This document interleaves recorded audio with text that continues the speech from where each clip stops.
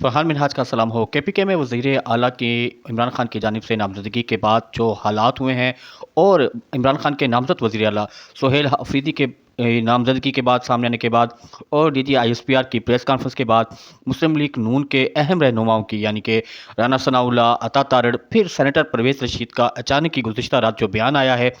उसके बाद और जो फैसल करीम कुंडी साहब हैं जो के गवर्नर केपीके हैं, उनकी मूवमेंट के बाद डॉक्टर अबादुल्ला की मूवमेंट के बाद जो अपोजिशन लीडर हैं और अमीर मकाम के बेटे हैं, उनकी बात फिर अब कामरान मुर्तज़ा की जानिब से भी जो बयानात आ रहे हैं सोहेल अफरीदी की नामज़दगी के हवाले से, ये इंतहाई माहौल कशीदा माहौल हो चुका है और केपीके में एक सियासी बहरान पैदा हो गया है।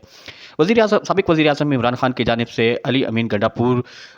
पर अदम एतमाद के बाद और उनसे वज़ारत आला के मनसब से अलहदा होने के कहने के बाद और फिर अली अमीन गंडापुर की जानिब से इमरान खान का पैगाम मौसूल होने के बाद फौरी उस पर अमल करना और इस्तीफ़ा दे देना और वज़ीर आला हाउस छोड़ देना, ना सिर्फ वज़ीर आला हाउस छोड़ देना बल्कि तमाम अरकान असम्बली MPs जो 93 के करीब तादाद बनती है पाकिस्तान तहरीक इंसाफ की सरहद KPK असम्बली में, उन तमाम MPs की मौजूदगी में सोहेल अफरीदी की हमायत का ऐलान करना और उनके वज़ारत आला के हवाले से कोशिश करने पर फिर अपने आबाई इलाके जहाँ के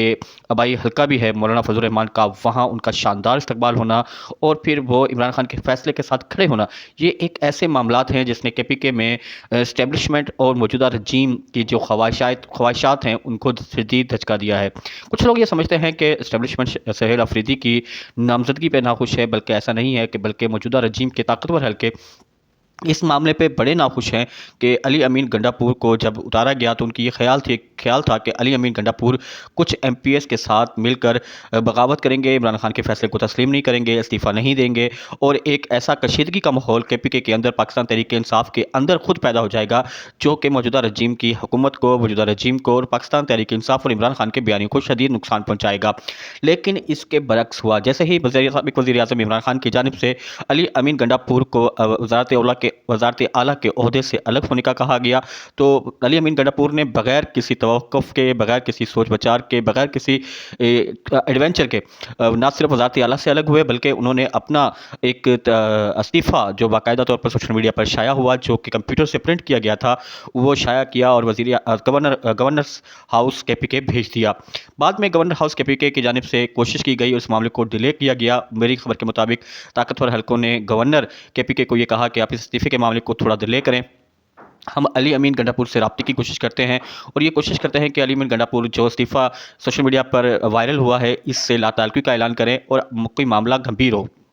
और पाकिस्तान तहरीक इंसाफ के अंदर इख्तलाफ का कोई मामला खड़ा हो जाए और कुछ MPs को लेकर अली अमीन गंडापुर अलग ब्लॉक बना ले। लेकिन अली अमीन गंडापुर ने इसी कोशिश के नतीजे में जब उनसे कोशिश की जा रही थी और उन्हें मनाया जा रहा था और उन्हें कहा जा रहा था कि ताकतवर हल्कों की जानिब से कि अपना इस्तीफ़ा वापस लें, हम आपकी मदद करेंगे, आप अपने जो हमायत याफ्ता MPs हैं उनका ग्रुप अलग बनाएं, हम आपकी मुकम्मल हमायत और मामलत करेंगे और जो अपोजिशन के अरकान होंगे वो आपकी वज़ारत आला पर इत्तफ़ाक़ करेंगे।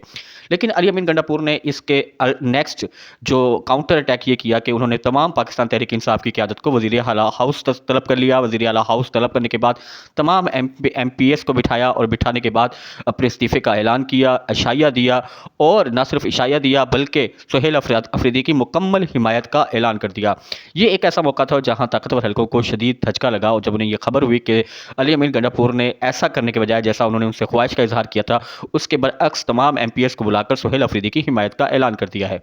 फिर दोबारा कोशिश की गई कि गवर्नर केपीके को ये मना किया गया कि आप ये कह दें कि उन्हें गवर्नर ये इस्तीफ़ा मिला ही नहीं है और इस पर कोई कार्रवाई ना करें, बल्कि आप अपने गवर्नर हाउस में अपोजिशन की जमातों को बुलाकर इजलास करें और ये तासुर दें कि जैसे कि सोहेल अफरीदी के मुकाबले में आप अपना उम्मीदवार ला रहे हैं और उस उम्मीदवार को इस्टेब्लिशमेंट की हिमायत हासिल होगी और उसे जिताया जाएगा।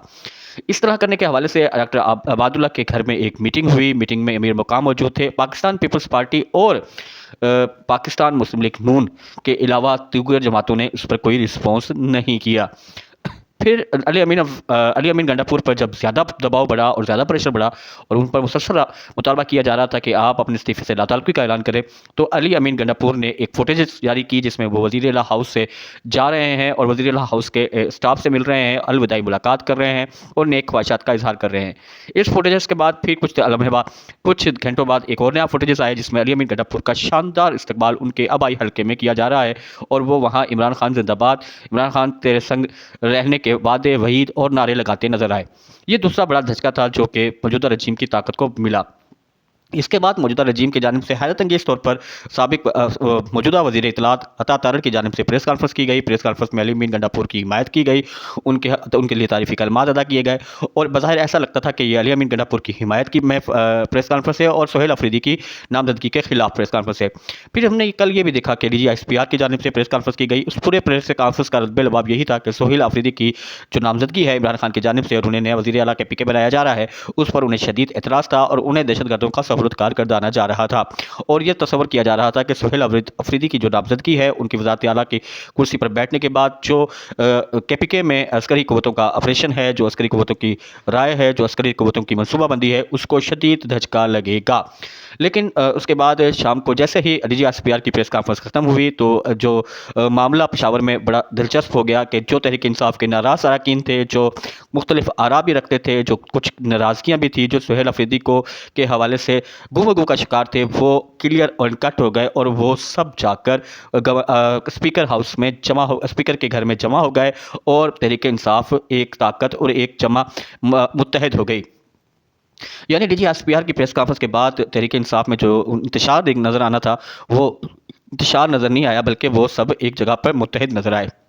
ये एक और बड़ा धचका था मौजूदा रजीम की ताकतवर हलकों को जो KPK में तहरीक इंसाफ की या इमरान खान की हुकूमत नहीं चाहते। फिर रात को सेनेटर परवेज़ रशीद का पैगाम जारी हुआ जिसमें उन्होंने एस्टेब्लिशमेंट से मुतालबा किया कुछ भी किया जाए, कोई कुव्वत कर लगाई जाए, कैसा भी किया जाए और सोहेल अफरीदी को वज़ीर आला KPK ना बनने दिया जाए। अब ये खबर आ रही है कि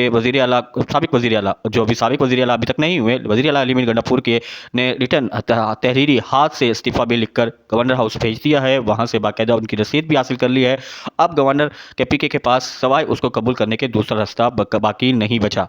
तहरीक इंसाफ की क़यादत ये चाहती है कि जल्द से जल्द इस मामले को निपटाया जाए और सोहेल अफरीदी को जल्द से जल्द KPK वज़ीर आला के तौर पर मुंतखब करवाकर उनकी हलफ-बर्दारी की जाए। दूसरी तरफ जो मौजूदा रजीम के ताकतवर हलकों ने अपने ताईं कोशिश की है, सबसे पहले अली अमीन गंडापुर को बागी करने की कोशिश की, नाकाम हुए। दूसरी तौर पर जो उनका बयानिया है, उस बयानिए पर पूरे KPK में कहीं एहतजाज भी नज़र नहीं आया। कामरान मुर्तज़ा की जानिब से अभी एक हैरानकुन बयान आया है, उन्होंने सोहेल अफरीदी की मुखालफत की है, लेकिन ये बात समझ से बाहर है। अब सवाल ये पैदा होता है कि सोहेल अफरीदी की मुखालफत आखिर है क्यों? सोहेल अफरीदी की मुखालफत 2-3 बिना पर की जा रही है। एक जो मुखालफत उनकी इस बुनियाद पर की जा रही है क्योंकि वो मुराद सईद के करीबी साथी हैं और KPK में ऑपरेशन के खिलाफ राय रखते हैं और KPK में बातचीत के जरिए मामला हल करने के हामी हैं। एक तो उनका ये मामला है, इस वजह से उनकी मुखालफत की जा रही है। दूसरी उनकी मुखालफत इस बुनियाद पर भी की जा रही है क्योंकि वो एंटी इस्टेब्लिशमेंट बयानिया रखते हैं और रवैया रखते हैं, इसके लिए मुखालफत की जा रही है। तीसरा वो नौजवान है और नौजवान को काबू करने के लिए और इमरान खान से बहुत ज़्यादा लॉयल हैं और उनका कोई नेगेटिव पॉइंट भी किसी के पास नहीं है। तो ये 3-4 वजूहात हैं जिसकी बुनियाद पर उनके खिलाफ मुहिम जुई की जा रही है और उन्हें नातजुर्बाकार साबित किया जा रहा है। वैसे कौन सा बिलावल और मरियम तजर्बाकार थी, कोई ऑक्सफोर्ड से तजर्बे का सर्टिफिकेट लेकर आई थी कि वो वज़ीर आला बन जाएंगी और बिलावल वज़ीर ख़ारजा बन जाएंगे। ये नातजर्बी कार वाली बात तो एमी घटिया सी बात है, वाहियात सी बात है। लेकिन जो सबसे ज़्यादा उन पर एतराज़ है वो ये है कि वो एंटी इस्टेब्लिशमेंट रवैया रखते हैं, बयानात देते रहे हैं, KPK में ऑपरेशन के खिलाफ हैं, KPK में हर मामले को बातचीत के जरिए हल करना चाहते हैं और KPK की आवाम के जिस इलाके में भी ऑपरेशन के हवाले से बातचीत हो रही है वहाँ के स्टेक होल्डर्स को वोट लेने की बात करते हैं, उनसे बातचीत की बात करते हैं। और ये बात भी दुरुस्त है, ऑपरेशन जब तक कामयाब नहीं होता, जब तक उस इलाके की गालिब अक्सरियत की हिमायत ना हो, जब तक दहशतगर्दों को सहूलतकारी मकामी आबादी से मिलती जाएगी, इससे नुकसान होगा, मकामी आबादी का भी नुकसान होगा। दहशतगर्दों का कम नुकसान होता है, मकामी आबादी का ज़्यादा नुकसान होता है, जो मज़ीद नए दहशतगर्द पैदा करती है और रियासत के खिलाफ मज़ीद नफरत पैदा करती है। बहरहाल सोहेल अफरीदी की नामजदगी के बाद KPK में अजीब जो माहौल है वो अब तक जारी है।